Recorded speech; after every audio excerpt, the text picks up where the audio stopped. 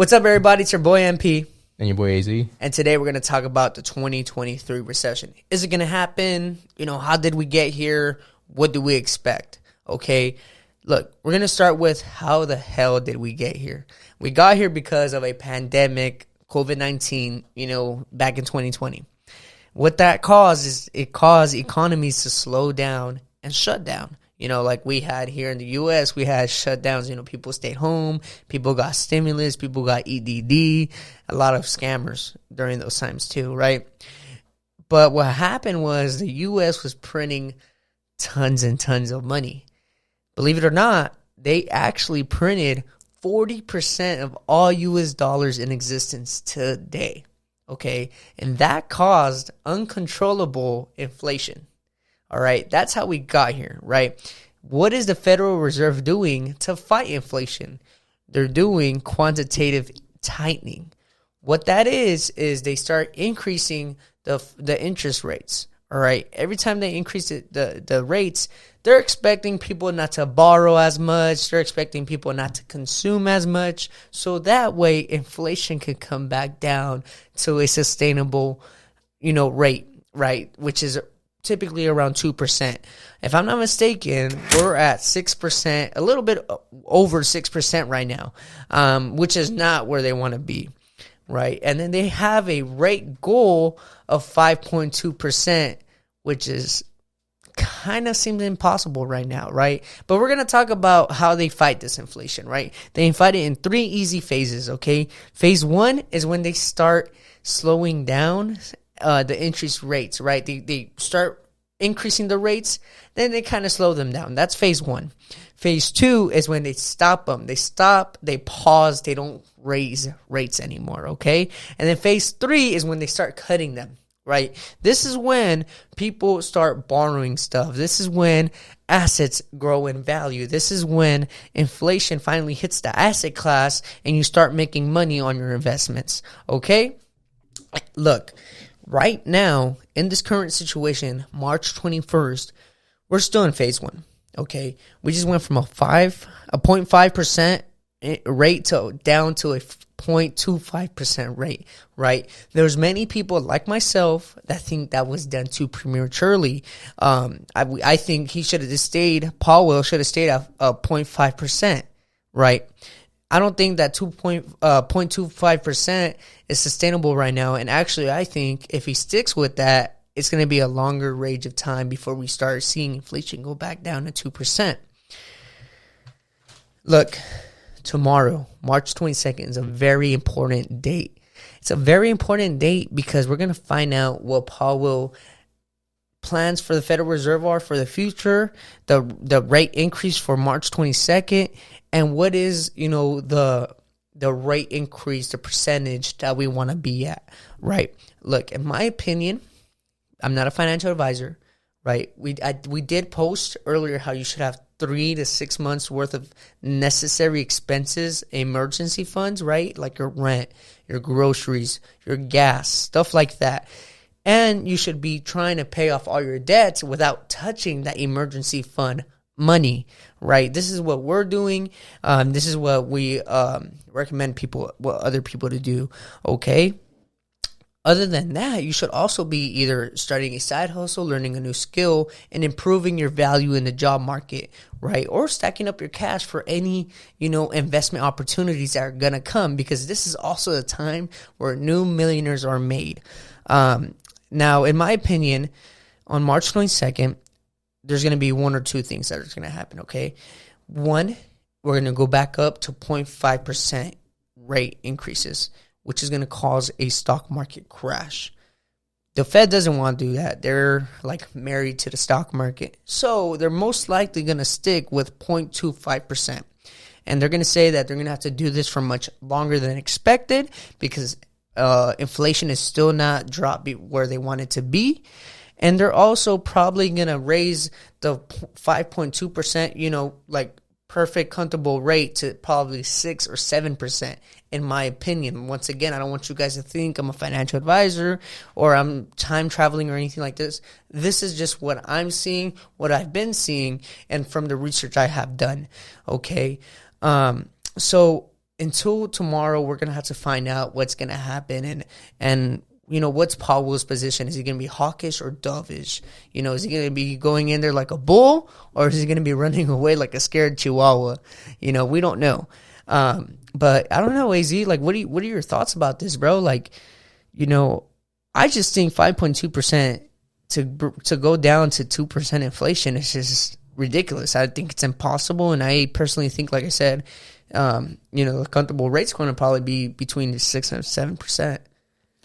Yeah, I think it's important to say that Powell has said that he's going to take the Volcker approach, which, for those who don't know, he was a previous head of the Federal Reserve in 1979.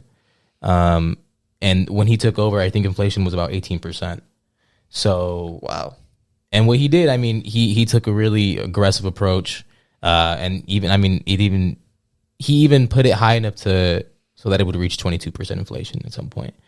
And Powell has said, if it's necessary, I will raise what I have to raise, right? Why would we want 22% inflation? Like, what did this guy do to like really come back that Powell was like looking up to him? Who'd you say this was again? Volcker. Volcker? Yeah, that's his last name. I can get his. This was back in the 70s, right? Yeah, this is Jimmy Carter days. 1979. Yeah. So he had a really tough problem there because what do you do? It's hard to look at inflation in the face and say we have to raise it more. We have to keep raising. And I think that's where people get scared because they think just in the moment, right? Like, oh, keep raising. Gas prices are going to get crazier and crazier, and everything is just going to get more expensive.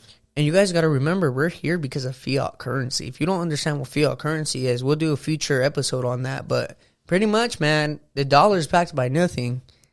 They're creating it out of thin air and imagination, pretty much. There's the dollar in reality, it just loses more and more value as a print. And like we told you, we gave you the stats. 40% of all U.S. dollars are printed in 2022. This is why we're here right now. So, yeah, I mean, I guess the Volcker approach would be to just keep increasing them until we start pretty much, hey, suck it up, Yeah. Powell, at some point, he's either going to have to go really hard or see if inflation will stop if he stops raising. Yep. And right now, what you should be doing, though, is saving your capital for investment opportunities or dollar cost averaging into the stocks to cryptos that you like. I know right now I'm kind of focusing more on the crypto scene. My boy AZ is kind of more focusing on the stock scene, which is good because now that we work together, we could find out, maybe maybe going into crypto was smarter back then. 2 years from now, me and him are going to have conversations like, bro, you should have went into stocks. Look how much I made. Bro, you should have went into crypto. Look how much I made. But at the end of the day, we're being smart people and investing our money, right? Like I said, make sure you have your emergency fund. You pay off as much debt as you can, and you're saving some money for some investment opportunities. Little do you know, you could probably get your home, your first house, your first income property. A lot of people lose. Yeah, a lot of people lose, but if you play your cards right, you'll come out a millionaire. You'll come out on top of this, and we'll see a lot of new millionaires and a lot of people going broke, unfortunately. It's just the beginning, man. I mean, everything's going to go down. It's going to happen eventually. It's going to happen, bro. Like, right now, dude, I keep looking at the houses in the area, and they're still not going down that much. Yeah. And it's like... just kind of holding. Yeah, because, right now, they're kind of like... they kind of went down a little bit. They're kind of steady. But they're going to have to come down at least another 100K because, to me, they're just, like, around 100K to 150K over value right now. That's what I think. Yeah, I mean, everything right now is overvalued. I mean, I was just telling you about the auto loans, bro. When inflation was really high, and then I'm sure you remember the chip shortages when cars were going. I mean, people were getting loans that were so far out of their price range. Budget. Oh my god! So some 2008 shit, but instead of real estate, it's on cars now. Yeah, that's basically what it seems like. I mean, thankfully, it's not $300,000 loan, right? It's more like, maybe 70, 80. They're not buying Lamborghinis. Yeah, exactly, right. So, but still, I mean, people are getting screwed on their loans, and it just sucks because all they had to do was wait. Dude, and you know what's crazy though? If I'm not mistaken, there was an article recently where the average car payment right now, dude, is sitting at like $1,000 a month. Yeah. That is ridiculous, bro. I wouldn't. What? And I think if I'm correct, bro, I think that's not even including insurance. So that's, and depending what car you get, that could be Bro, how old you if are. I'm getting a nice car, I expect to pay that, obviously. But if I'm getting like a Honda Accord, bro, come on, bro. Yeah, and some people, they get it. Even the insurance for them, they've had some previous accidents or whatever, and it's still like another $400. Look, I'm gonna tell you guys something. I believe if you're gonna get a daily, the daily should never cost you more than $30,000, even brand new. I'm talking about a car that you're gonna beat, a car that you're gonna be using every day. Should never cost you over $30,000, even brand new. Okay, a car that you're gonna take out every weekend, or it's a family car. You probably want to spoil yourself a little bit. That's all on you. That's all on what you could afford. But a car that you're gonna beat every day, you're gonna use, you're gonna get dirty and stuff like that. Never pay over $30,000. That is ridiculous. If you're getting like a $50,000 car for work. Like, unless, you're actually going to use that vehicle for work, obviously. But if you're just getting it to get from point A to point B, it should never cost you more than $30,000. But that's a personal opinion. I don't know what AZ thinks. Yeah, I think, it's a good, pretty good rule to follow. But the reason why I bring up the auto loans is because that will also, contribute to inflation, because people will start defaulting on their loans, and who knows how many people out there bought a car during that time, and maybe not inflation, bro. It probably won't contribute to inflation, but it'll probably contribute to the recession. That could trigger a recession. Yeah, right there. Definitely. People defaulting in loans. It's what it happened in 2008 with the real estate. It could happen with credit cards now, because I know the credit card debt is up there too now. Oh, also, yeah. Credit card debts are the highest it's been. Card payment debts are at the highest it's been. Yeah. Everything's the highest it's been right now.